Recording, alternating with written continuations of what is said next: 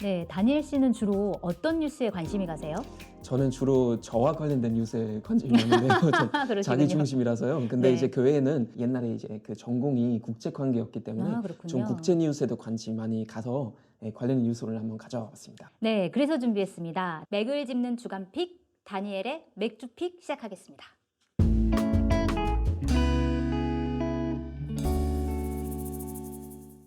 이번 주 다니엘이 픽한 뉴스 첫 번째, 독일 뉴스 같은데 어떤 뉴스인가요? 네, 맞습니다. 그러니까 2차 세계대전 때 나치 독일에 점령당했던 그리스가 독일에 충분한 배상금을 받지 못했다며 추가적으로 지금 배상금을 요구하는 그런 뉴스를 픽해봤습니다. 아, 그렇군요. 한국에서도 얼마 전에 대법원에서 판결이 났는데 강제징용을 했던 일본 기업이 배상을 해야 된다, 배상 책임이 있다라는 판결이 나왔는데 이것 때문에 한국과 일본의 관계가 굉장히 악화됐었어요. 네. 독일 같은 경우는 입장이 좀 어떤지 궁금한데요. 사실 이제 공식적인 입장도 있잖아요, 독일은. 그러니까 지금 역사를 보면 독일 정부가 이미 1960년에 그리스에 1억 1,500만 마르크를 그 당시 이제 지불했기 때문에 사실 더 이상 추가적으로 어떤 배상 의무는 없다고 주장하는데 네. 그리스의 경우는 지금 특별위원회는 2016년 2차 대전 당시 나치 점령으로 이제 그 피해 규모가 굉장히 컸기 때문에 추가적으로 2,920억 유로, 즉 한화로 하면 약 372조 원으로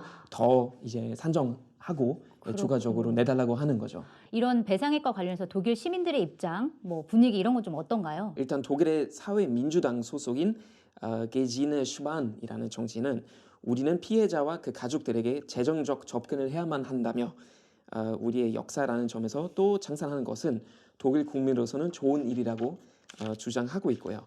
또 다른 사회민주당 인사인 랄프 슈트레게너는 우리는 배상 문제를 논의해야만 한다며 수십 년이 지났지만 아직 해야 할 문제들이 따로 있고 국제적 법률 문제 남아 있습니다. 이렇게도 말씀해 주셨고요. 네. 그리고 야당인 녹색당 정치인 안톤 호프라이터라는 사람인데요. 도덕적으로나 법적으로 그리스 배상 문제를 우리 무시해서는 절대 안 된다고 말씀해 주셨습니다. 그렇군요. 그러니까 독일의 책임을 좀 인정하는 입장인 것 같은데 그런데 그리스가 총선을 곧 앞두고 있잖아요. 그래서 네, 그리스가 이렇게 배상을 요구하는 게 이 총선을 앞두고 어떤 정치적인 이유가 있는 게 아니냐라는 분석도 좀 나오고 있는 것 같아요. 네, 사실 그리스 정부의 모든 독일 정치인이 이제 동의하진 않은 상황이거든요. 네.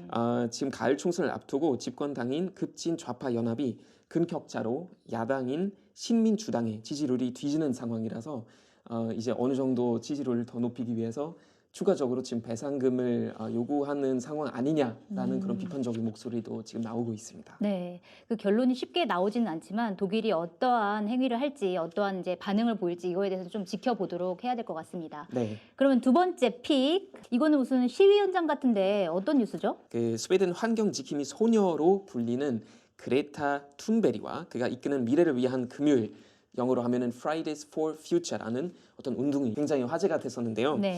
그래서 그레타 툰베리가 국제 앰니스트의 양심 대사상을 수상했다는 뉴스입니다. 그렇군요. 스웨덴이라고 하면 그러니까 기후 변화 이런 것과 관련해서 굉장히 모범국이다라는 평가를 받잖아요. 네, 맞습니다. 네. 지금 통계 보면 스웨덴은 2045년까지 탄소 중립국을 목표로 세계에서 가장 강력한 기후 변화 관련된 어떤 정책을 펼치고 있는데 근데 이제 둔베리는 그럼에도 너무 늦었다. 우리 훨씬 더 많은 노력을 해야 된다고 지금 비판하고 있는 그런 상황입니다. 그렇군요. 보면은 몰디브나 핀란드, 칠레 이런 국가들을 보면은 이미 더 이른 시기를 목표로 해서 탄소 중립국을 선언하고 있는 상황이잖아요. 네. 그래서 근데 이 16살 소녀 툰베리 왜 이런 운동을 하게 됐는지 그 계기가 뭔지 좀 궁금해요.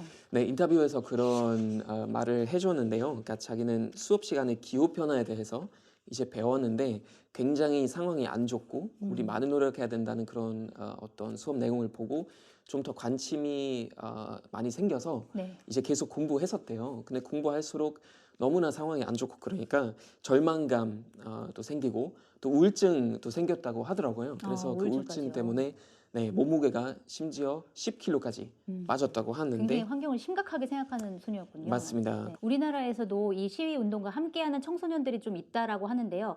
저희 위준영 PD가 나가서 그 모습을 한번 담아봤습니다.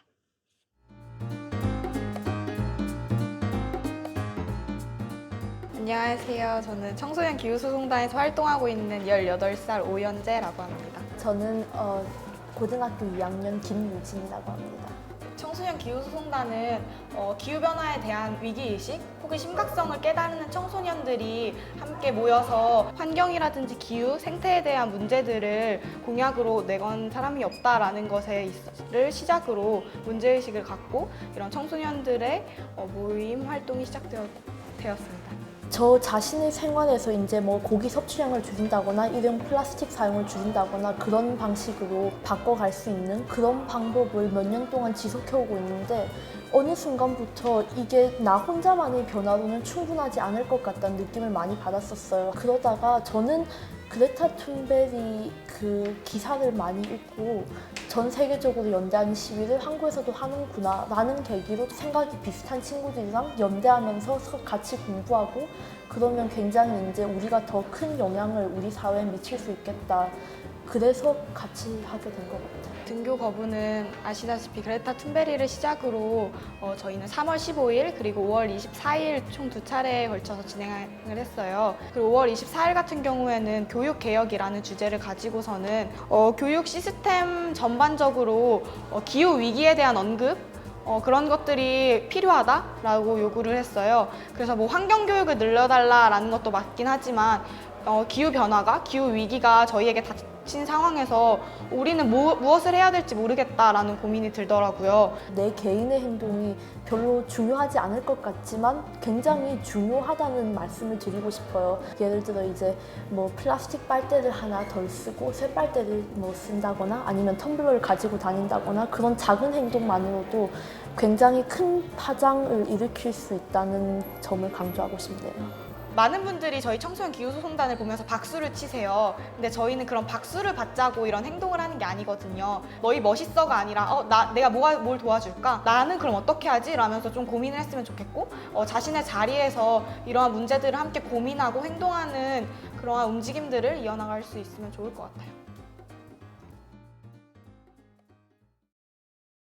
네, 얘기를 듣다 보니까 이 환경 문제에 더 절박할 수밖에 없는 게 청소년들이 앞으로 미래를 살아갈 분들이잖아요. 그렇기 때문에 훨씬 더 절박하게 다가올 수밖에 없다 이런 생각이 드는데 맞습니다. 아무래도 조금 불편하겠지만 그래도 조금씩 일상생활을 바꿔가면서 환경 문제에 조금 더 신경을 쓰도록 해야겠다는 생각이 많이 들게 되는 이런 영상이었던 것 같습니다. 네, 다니엘의 맥주픽 여기서 마치겠습니다.